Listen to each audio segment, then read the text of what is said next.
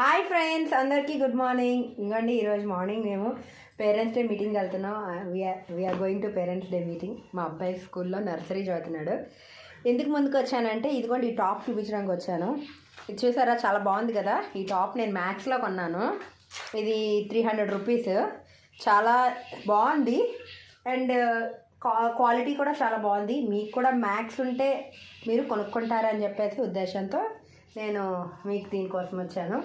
అందుకే చూసారా, ఇదిగో దీని మీద ఈ జీన్ వేసుకున్నాను.